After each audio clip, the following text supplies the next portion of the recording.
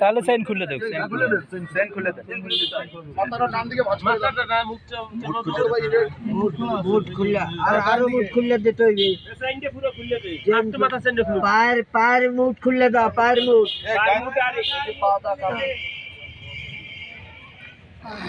পুরো সাইনটা খুলে পায়ের মুট আর মাথার মুট।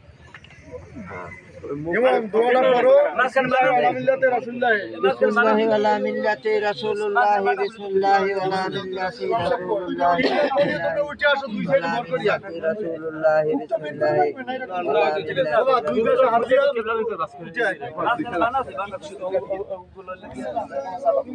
আমার কাছে সবর ঠিক আছে আল্লাহ ওঠ দিয়ে তো এই যে দোয়া করে